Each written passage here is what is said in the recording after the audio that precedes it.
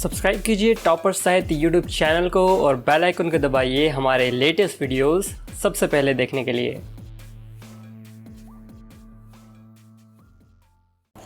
नमस्कार दोस्तों, मैं प्रदीप भारद्वाज टॉपर साहित्य चैनल पर आप सभी का स्वागत करता हूं। जय हिंदी, जय भारत। आज का विषय रहेगा हमारा भारतीय काव्य शास्त्र के महत्वपूर्ण ग्रंथ। कोई भी एग्जाम हो, भारतीय काव्य शास्त्र और पाश्चात्य काव्य शास्त्र से प्रश्न पूछे ही जाते हैं। हिंदी से संबंधित कोई भी एग्जाम हो तो आपका टाइम वेस्ट ना करते हुए आज हम चर्चा करते हैं उन महत्वपूर्ण काव्य ग्रंथों के बारे में जो एग्जाम में हर बार पूछे जाते हैं।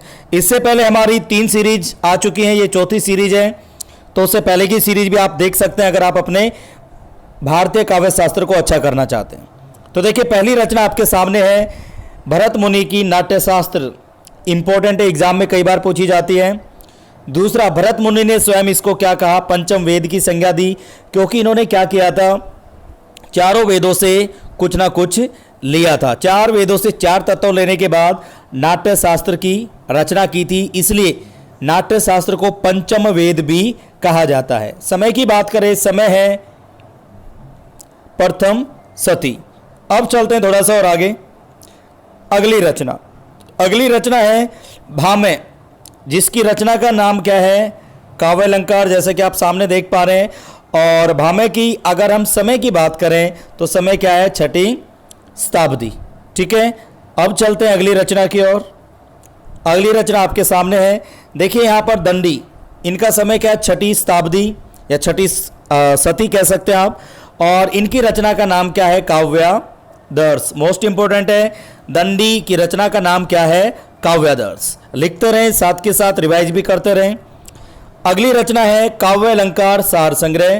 तो ये किसकी है, उद्भट की रचना है, याद रखेंगे। समय क्या है, 8वीं सदी। एक बार फिर से मैं बता देता हूं, यहां पर ध्यान से देखिए, काव्यादर्श किसकी है, दंडी की है, इसे माइंड में रखेंगे, कंफ्यूज नहीं होना है।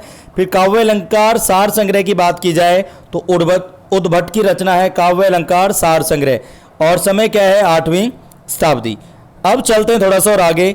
देखिए यहाँ पर काव्यालंकार सार संग्रह, उद्भट, लेकिन काव्यालंकार सूत्रवर्ती की बात करें तो किसने कहा, किसकी रचना है, वामन की, और समय क्या है, 8वीं शती। इसको भी याद रखेंगे, ठीक है। और दूसरा, भाई वामन ने इसको क्या कहा, काव्यालंकार सूत्रवर्ती। सूत्रवर्ती को वामन ने नाम दिया कवि प्रिया, ये भी मैंने पिछली वीडियोस में बताया था।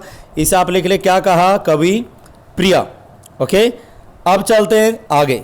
अब है जी काव्यालंकार। देखिए, काव्यादर्श की बात करें तो दंडी, और काव्यालंकार की बात करें तो हमारे कौन है रचनाकार भारतीय काव्य शास्त्र में, रुद्रट। और समय की बात की जाए, समय क्या है, 9वीं शताब्दी। समय 9वीं शताब्दी। रुद्रट की रचना का नाम काव्यालंकार, या काव्यालंकार किसकी रचना है, रुद्रट की। एग्जाम में पूछा जाएगा, कंफ्यूज मत होना। आगे चलते हैं, फिर बात करते हैं धवन्यालोक। इसके रचनाकार हैं आनंदवर्धन। समय की बात की जाए 10वीं शती। और धवन्यालोक, जहां भी ध्वनि शब्द आएगा वहां पर मोस्टली आनंदवर्धन को हम चूज करेंगे, मतलब ऑप्शन जहां भी होगा उसको टिक कर देंगे। ये इंपॉर्टेंट है, कई बार एग्जाम में पूछा गया है। अब चलते हैं थोड़ा सा और आगे। आगे देखिए, आगे हमारी रचना है काव्य मीमांसा, जिसके रचनाकार कौन है, राजशेखर। ये भी मोस्ट इंपॉर्टेंट है, कई बार एग्जाम में पूछी गई है। और राजशेखर के अगर समय की बात की जाए, समय है 10वीं शताब्दी, मतलब ओके। राजशेखर काव्य मीमांसा। अब चलते हैं आगे, धवन्यालोक लोचन। इसको थोड़ा ध्यान रखेंगे, मैंने अभी कहा था ध्वनि, धवन्या नहीं, ध्वनि जहां पर आएगा आनंदवर्धन, लेकिन धवन्यालोक लोचन जहां पर रचना की बात करेंगे उसके रचनाकार कौन है, अभिनव गोप। धवन्यालोक लोचन, समय क्या है, 10वीं शताब्दी। ओके, उम्मीद है कि आप साथ के साथ लिख रहे हैं, लिखते रहें। आपको रिवाइज तो करना पड़ेगा ही, लेकिन इस वीडियो को आप सुनेंगे तो आपको याद हो जाएगा। फिर वक्रोक्ति जीवितम। वक्रोक्ति जीवितम एक रचना है जो किसकी है, कुंतक की है। समय क्या है, कुंतक का 10वीं शताब्दी। कई बार समय पूछ लिया जाता है, वक्रोक्ति जीवितम कुंतक। अब चलते हैं थोड़ा सा और आगे। फिर देखिए, 10 रूपक किसकी है, इंपॉर्टेंट है, धनंजय। समय क्या है, 11वीं शताब्दी। 10 रूपक धनंजय की रचना 10 रूपक, समय 11वीं शताब्दी। अब चलते हैं अगली रचना की ओर। अगली रचना आपके सामने है, इंपॉर्टेंट है, भोजराज की। आचार्य भोजराज भी मिल सकते हैं।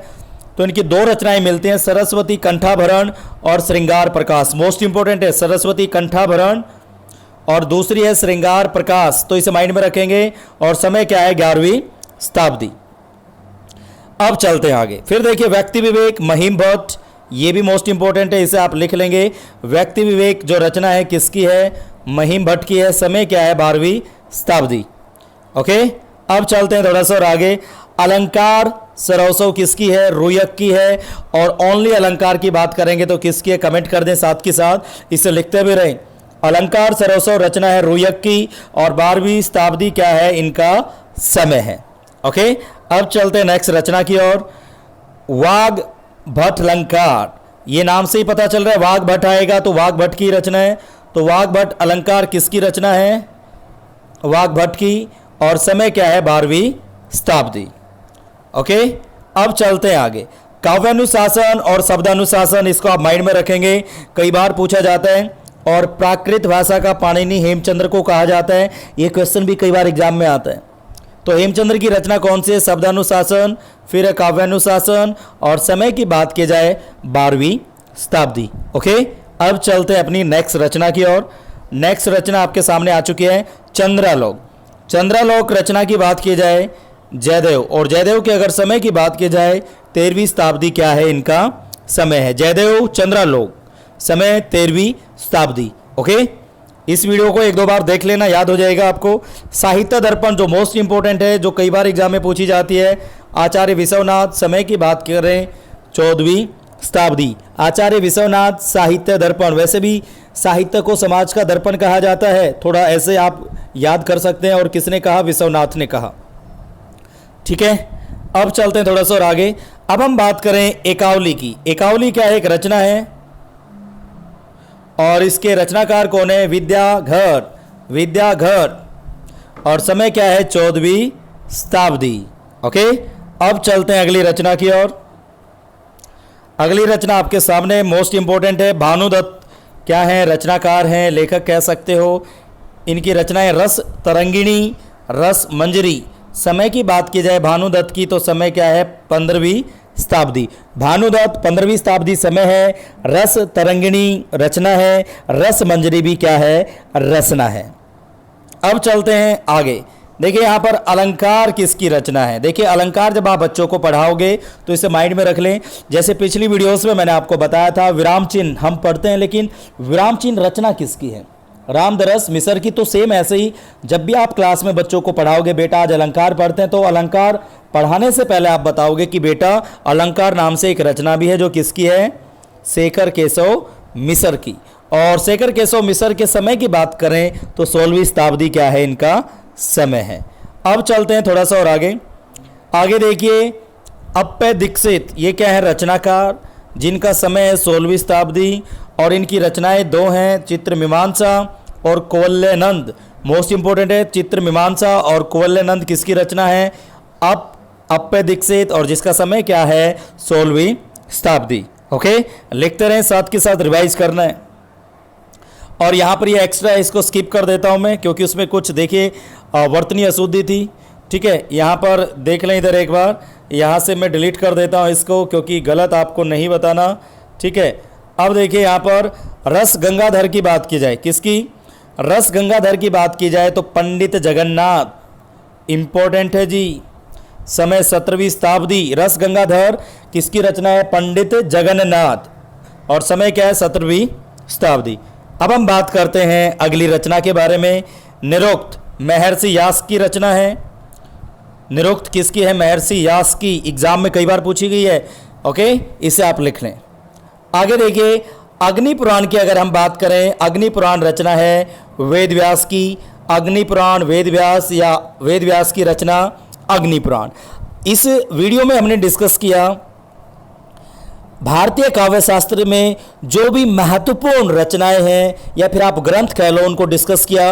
और यहाँ से 2-3 क्वेश्चन आपके हर एग्जाम में आने वाले हैं। तो इस वीडियो को जितना उसके आप बार बार देखें, और वीडियो अगर अच्छी लगी हो, कंटेंट अगर अच्छा लगा हो, तो वीडियो को शेयर करना ना भूलें। नेक्स्ट वीडियो में मिलते हैं कुछ नई चीज़ों के साथ। तब तक के लिए नमस्कार। जय हिंदी, जय भारत।